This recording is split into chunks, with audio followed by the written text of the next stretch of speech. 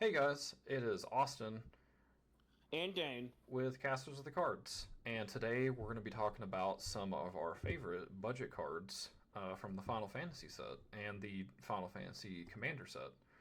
So let's go The ahead and get whole into Final it. Fantasy universe. What do we have first here? Uh, some kind of turtle thing, if I am looking at this correctly. Ancient Adamantoise. Adamantoise is a card for Final Fantasy. You couldn't have guessed that one.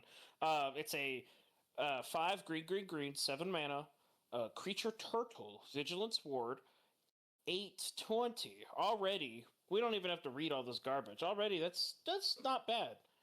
Um, but it has this fun thing that it says damage isn't removed from this creature during cleanup steps. All damage that would be dealt to you and other permanents you control is dealt to this creature instead. When this creature dies, exile it and create 10 trapped treasure tokens because, why not? Go ahead. Get your Uh, mana back. yeah. From my understanding, this function is actually kind of similar to the game, which I actually think is that actually the FF15 specific logo on there too on the copyright. So This specific do art they would all? be from Final Fantasy 15. I'm gonna be honest, I haven't played that one, so I'm not super certain how that works. Adamantoise is a creature in several Final Fantasy games, but He's as like far as a the he's an XP farm in that one, I think, which is why you get the 10 tap treasure tokens and green. didn't know that. Well, that would make a lot of sense. And I bet you can't guess which deck I'm putting this in. Um, I it's can't. gonna go in my I, Mael. oh man. The what happened? Yep, Mile the Anima. Look at that. Uh, Because it's got yeah, power 5 or greater. yeah. Sorry, I thought you were like, what? What's this card? I've never seen Oh it no. before. Oh no, I've seen Mile before. I just didn't Yeah, think you'd be putting that in here. yeah, no, I think it would work pretty good. I'm looking for ways to make my L a little better, and I think more creatures that are good to use. Because you can use a Maya L's ability as a tap, so I could use it on other people's turns. And I'm looking for more creatures that I Ah. can use it Ah. in response to opponents. And so this feels like a pretty good effect to, oh my god, I'm being attacked. Let me just tap Turtle. my L. Oh, thank God, it's the Adamantoise. I'm gonna take no damage now. Seems pretty good. Yeah, I really like the if you're gonna cheat it out with her as well. So it is. I guess it's six. It's a 6 mana instead of the 8 mana. So you do kind of get 4 free mana on the treasure tokens Yeah, too if it just it's, dies it's a right little there. cost down, and if I use it on somebody else's turn, I'm basically giving it flash, and then yeah, I'm making 4 extra mana out of the deal, which is pretty good. Yeah, like you said, even if I cheat it out in that one combat, I prevent damage. I It dies right away. I still get the 10 treasures for my trouble, so that's pretty good. Yeah, it'll at least Um, let you play something later too. Or if it's your turn next up, then you've got 10 mana right then and there. yeah, good little turtle. What else do we have here? Well, we have a red instant. It is the Opera Love Song. This is a 1 red instant, and you choose one. Um, you can exile the top 2 cards of your library, and then you have until your next end step to play them. Or you can choose 1 or 2 target creatures, and they each get +2/+0. Um, I So am looking at this card in comparison to stuff like a Reckless Impulse or Light Up the Stage. yeah, Mostly because of the impulse ability. right. I think that's the strongest part about this card. I haven't double checked everything, but I feel like a 2 mana impulse draw at instant speed might be the best version of a single use impulse. I think so. Light Up the Stage is fairly good. I do have that in a couple of decks. It does have the spectacle, so it would actually cost less if someone It was would. lost life.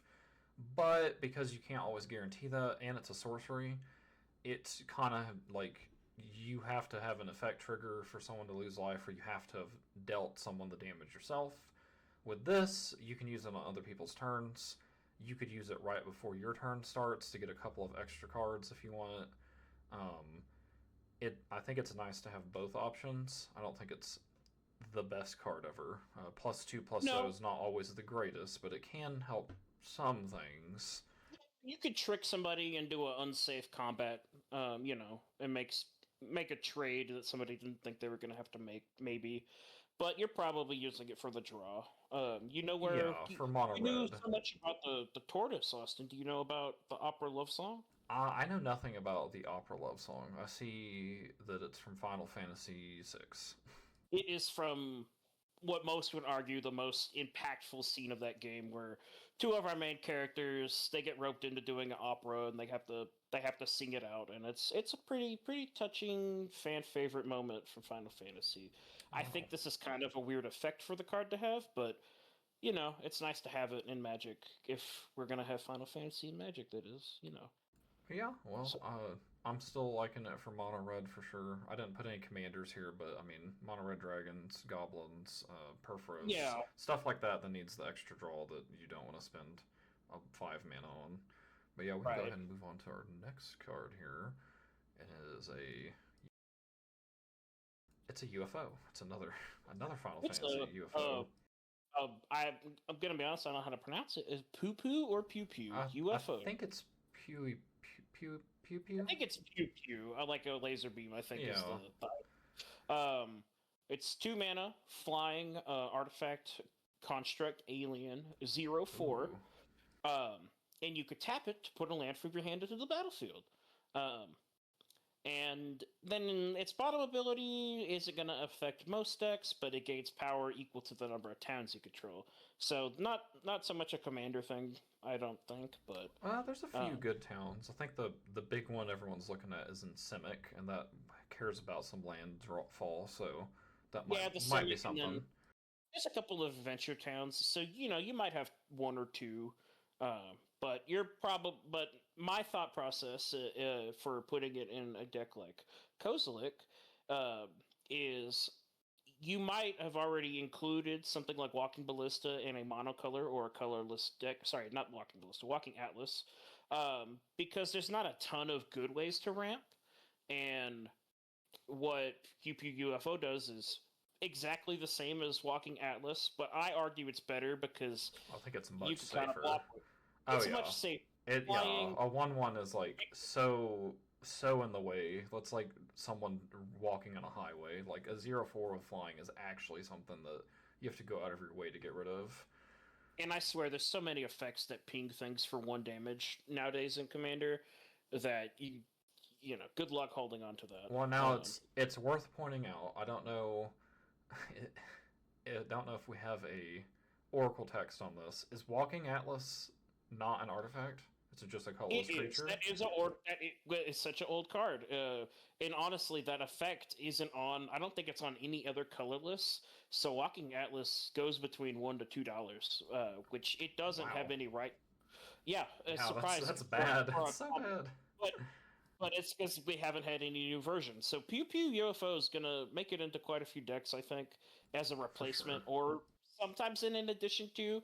Because correct me if I'm wrong, but I'm in my mind I'm thinking if you're for some reason in black or red and you're trying to get more landfall synergy, there's not a ton of options, and so this can kind of help out a little bit. I And think so I so. know Walking Atlas goes to some of those decks as well, that if they care about landfall triggers. Um, I and I definitely think like this one more though, because Walking Atlas and the UFO, neither of them have haste, and it is a tap ability that you have to wait a turn for. So right. for the UFO to actually have a survivable amount of toughness, I feel like the Atlas could very easily disappear for 2 mana on your next turn by just an earthquake for one, or pestilence, or some weird, Right. yeah, just something 1 damage. People might get rid of it pretty easily just to prevent you from doing that ability. Yeah, just again, we're calling this a budget video. Adamantoise might not fit that bill, but Pew Pew UFO it's probably going to stick under $1 for a while, and I think that's Oh, a nice extra include I for bet decks like so. these. I do like that it's a construct as well. There's a little more synergy with construct artifacts than you may think, so that could be even something I put into my like Zabaz artifact Yeah, Boros deck, because red white don't have a lot of land ramp either, um, exactly. and it's an artifact creature with flying, so I could put all of my counters on it whenever Zabaz dies or when I want a modular. So that's not too bad actually. Yeah. Speaking of artifact ramp, what else do we have, Austin? We have another Final Fantasy 15 card that you probably do know about, since if you didn't know about the turtle, you definitely know about the boy car. The Regalia is a 4 mana legendary artifact vehicle. It has haste, and when it attacks, reveal cards from the top of your library until you reveal a land card. Put that card on the battlefield tapped, and the rest of on the bottom of your library in a random order. It crews for 1, which is very good, especially with the green pilot cards. But as far as a deck that it's going to go in, I'm looking at Galta Primal Hunger as my mono green vehicle deck. Anybody? I don't think most people would have guessed that that was the deck you were going to put this in. Probably not, but it turns out that crewing for 1 and being 4 mana, and it's a 4/4, and it's legendary, all of these are very good things in that deck. And that can synergize very well with stuff like Kona, where Kona is going to be able to put a permanent from my hand on the battlefield, and putting something like this on the battlefield is good because it's going to go get me that land as well, and it's got haste, so I can get it very quickly. Um, and the crew for 1 is huge. I've joked around Yeah. before about my Galta deck being a parking lot because sometimes I have a lot of cars and I don't have a lot of people that want to drive them. Crew for 1, you really just get to put that like forest that makes a 1/1 pilot on there, and it's good. It just works. Yeah, so now your one little guy can crew the car, which crews the airship, which crews the Galta. It's beautiful. Yeah, it's like it's a Russian nesting dinosaur. um, yeah, no, and like if you hadn't picked this, I mean, this could go in my Kozilek deck pretty easily. I think I have to double check if I have enough creatures, but I think it would fit in pretty good. I think it I would. in some way, I think for some decks, depending on how many creatures you have, this could be better than Solemn Simulacrum these days. Yeah, honestly, I don't think it would be too bad. I know the land is. Oh, it's worth noting that the land doesn't need to be basic. You Uh-huh. are able to get any land tapped. I don't have a lot of non-basic lands in there, but it is good to get some of those out actually. So that could be an interesting thing. Speaking of interesting, I've got a You got a have weird one here. a little flip card. Yeah, so that is Esper Origins. It's a 2 mana. Art there depicts Terra. She's from, Final Fantasy VI again. Didn't Thank God it tells us really got what a lot of. Final Fantasy set they're from for the non-Final Fantasy players. Somehow It I've went is my it. whole life not playing a Final Fantasy game other than some of 15. Yeah, it's nice, especially when some of these, like, well, actually, we have no example. I guess the tortoise. Some of these are in multiple games. Oh, You I can was about tell to say they could parts be from. from every Final Fantasy, like the Chocobo. Exactly. What specific Chocobo is that yellow one from? Is it from a certain one? Is the black one from a certain one, or the blue one? Who knows? Who knows?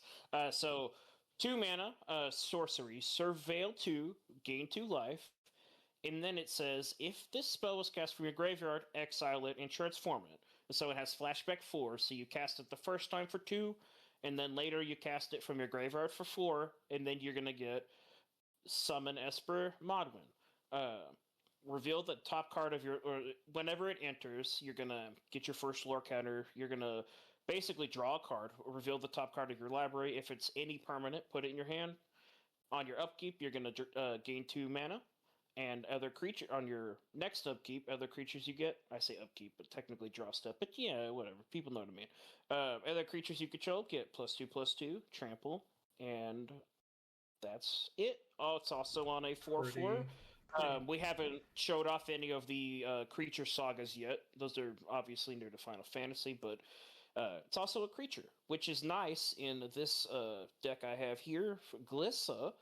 Glissa is, you might not tell by looking, is a saga deck. And so I don't have a ton of creatures. So what Glissa does is First Strike, Death Touch, 3/3. Whenever it deals combat, you get 3 choices, but our favorite choice is the bottom. Remove up to 3 counters from target permanent. Now, I did gloss over something on Esper Origins. It says whenever you cast it from flashback, you put a finality counter on the saga. And so the way the Glissa deck works is you're removing saga counters to repeat your favorite lore abilities from your sagas. But there's also a fun little thing with this card in particular that because it enters with the finality counter, the idea is it doesn't want you to repeatedly cast Modwin from your grave. Well, Glissa lets us remove the finality counter and the sagas at the same time, or the lore counters, so we can cast him from our grave as much as we'd like. You can get add 2 green mana forever. Forever. And, Nothing and stopping draw, you. which is pretty And good. repeatable draw. It is worth noting though, just while we're talking about it, you won't be able to infinitely repeat the third because it's sacrifice after the third lore counter's put on, so that's the only one that can't be infinitely repeated. But you'd still be able to get it off if you need to. If for some reason I wanted to activate that and give my L +2/+2 and trample, I can still cast it the next turn, or even the same turn if I have enough mana, with flashback. No, I can still cast Modwin with flashback. Oh, did I say my L? Yeah, you're still on that turtle. No, I said Modwin. You heard me wrong. Oh, okay. I mean, I don't. Maybe I said. Anyways, so it's still kind of repeatable. It's a little slow. I mean, 4 mana isn't the best, but you do get the 2 mana back. It is after your commander, though. You can play Esper Origins, your commander, and then you can play the flashback. It'll come in as a saga, and you'll have a turn on Glissa to attack, so she'll be able to use her ability. So it lines exactly up with your mana cost. And one more fun thing that kind of works out with Glissa is there's been several games where I've had to use her top ability, where I draw a card and lose a life.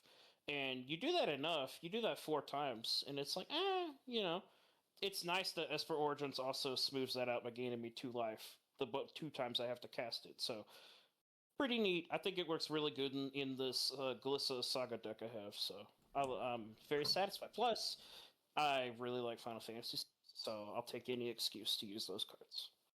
Well, I'm so glad that it worked out for you. I know that we've worked on the Glissa deck before together, and it's been a little lackluster, but now finally, you can remove all these nasty counters from a card to keep something good in play. So it's all coming together.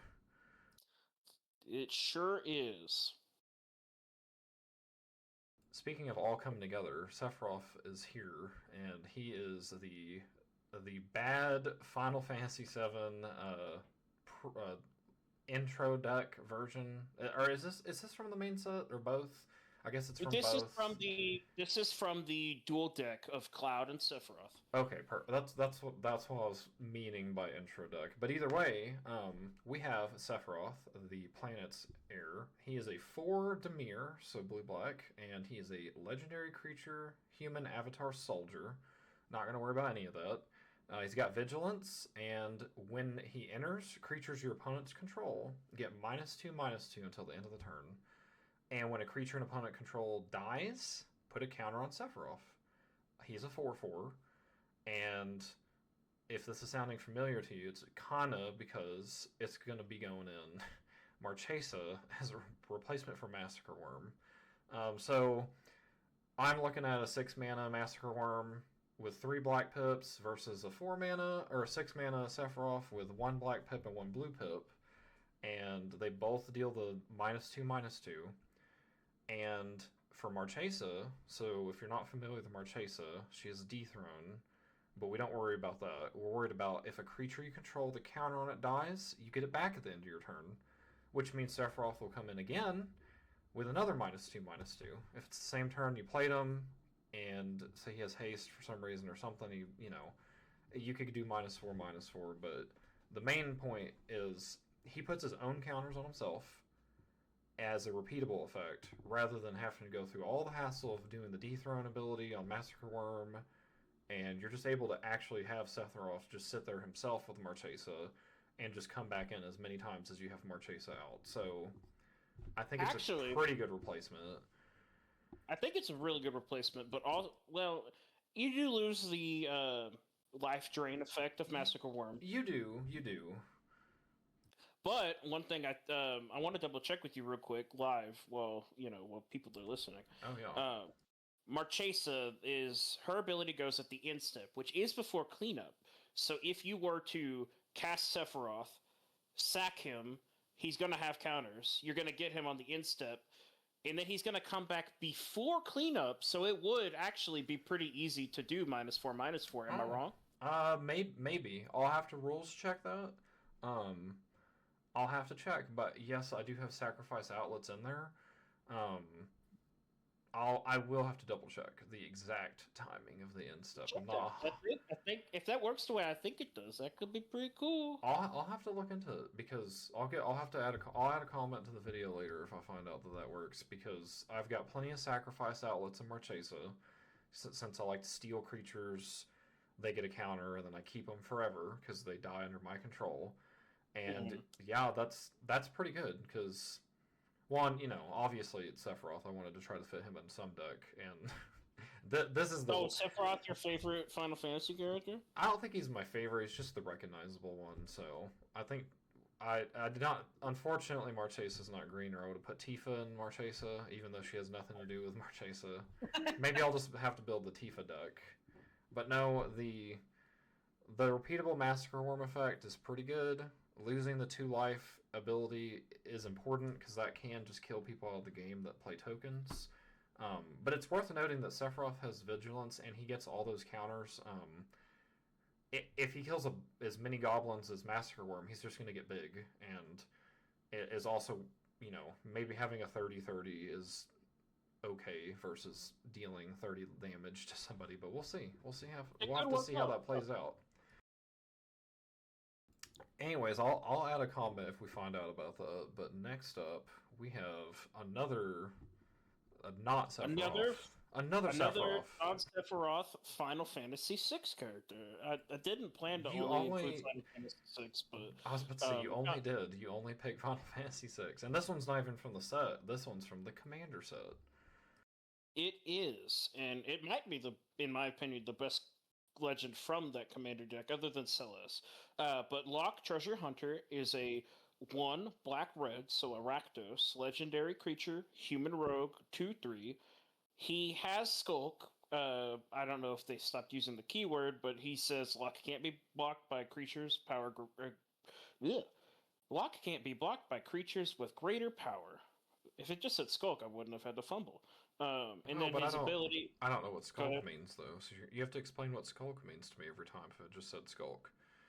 Skulk means a creature can't be blocked by creatures with power greater. Oh, Uh, okay. Well, then it should just say yeah. Skulk, and then the next person that doesn't know will have to also make that comment.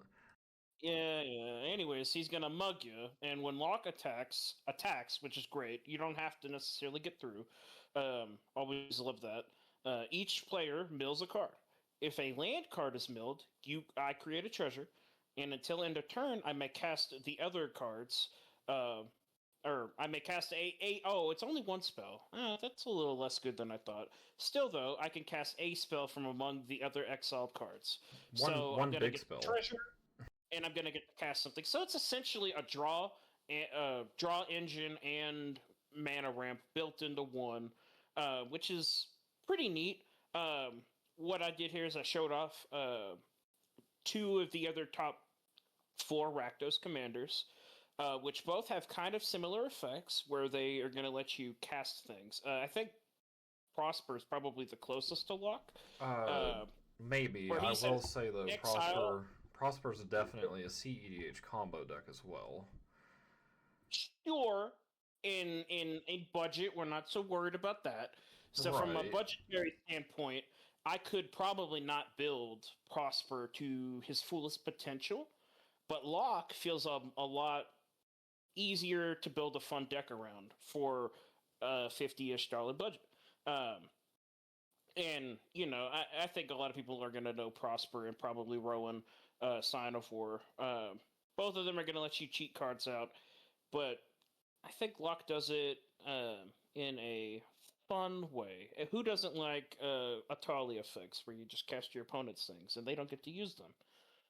Yeah, I think it's a fun version. You obviously have the treasure synergy if you want to go the Revel and Riches way. I think that's sitting at like maybe 15-20 bucks. So that might be putting all your eggs in one basket to try to get the treasure tokens to win.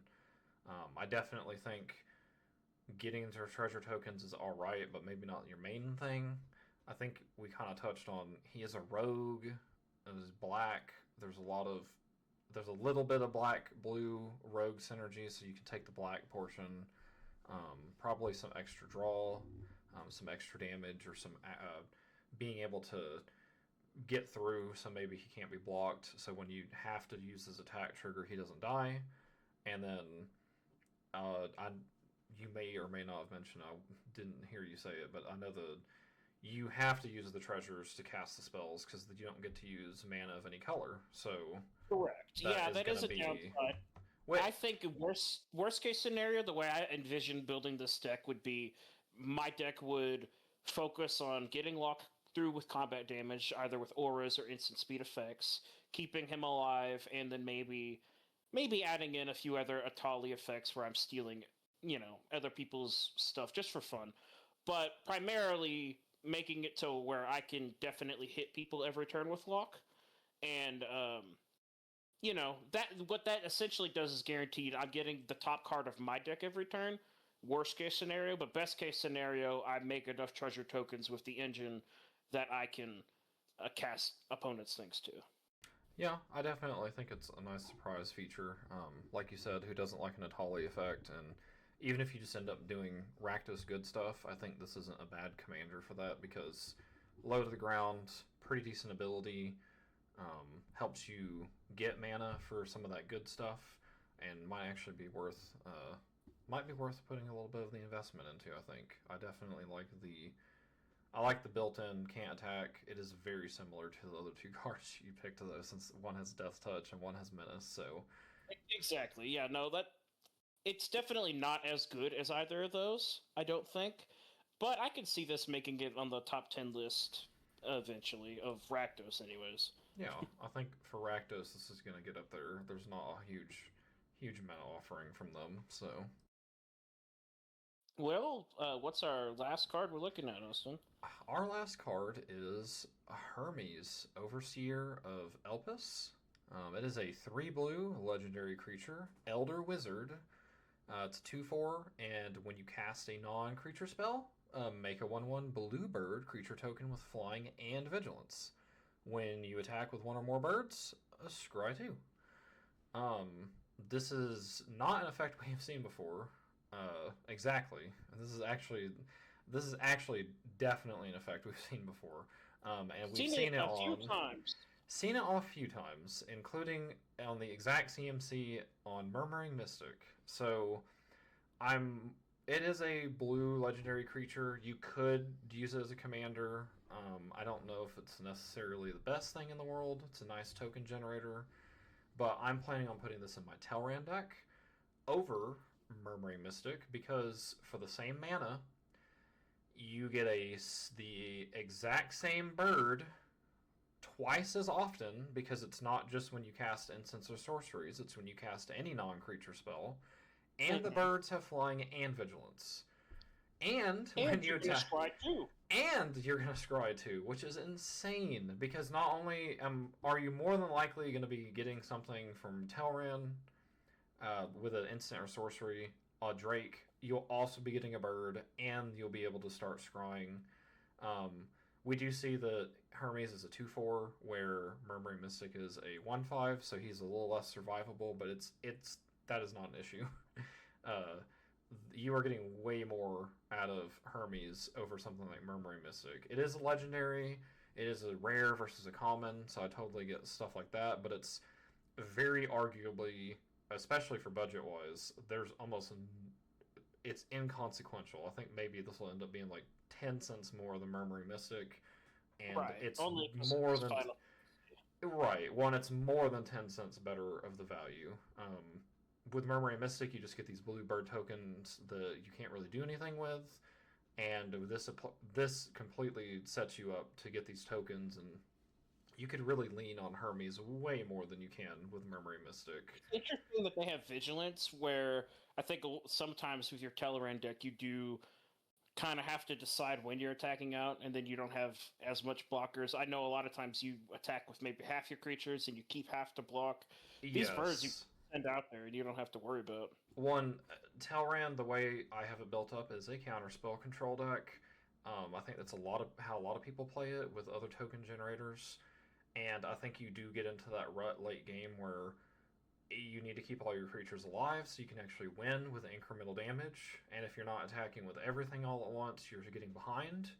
And something else that will help is you actually get to scry, so you can start stacking the top of your deck for late game if you're into a 1v1 or 1v2, and you can start trying to get to the end game a little quicker instead of just drawing your counter spells every turn. You can scry those away if you don't need them anymore to try to get your finishers. And I think that's actually going to be huge because Yeah, that's going to be a pretty good upgrade for you. I think so. I'm very, very pleased with this one. This looks like it's from Final Fantasy 16. So 14. Is it? oh, 14. It's You're 14. right. Sorry, the I Oh, is really? before the V, so it is 14. So Yeah, I think we each got a few pretty decent cards for our decks here. Um, I think so too. That is all four cards for each of us. There's not really. There's obviously other cards in the set and the commander sets, but I think these were the four that I was most intrigued by, most excited about. So these are the four I really want to go get right now and make sure they get into my deck and I don't forget about them or don't make these swaps later. right, no, I same here. I think good set of cards, and if you want to see any more videos like this, we have got a couple out right now, and we plan on making more of these as new interesting sets, or even some older sets. I think we plan on looking at and highlighting the best budget cards. And you just stay tuned to Caster of the Cards for more fun highlights like these. Yeah, thanks everyone for watching, and if we do any more videos like this, they're usually going to be coming out on Wednesdays, so be looking out for that. And we'll see y'all in the next one. Bye bye.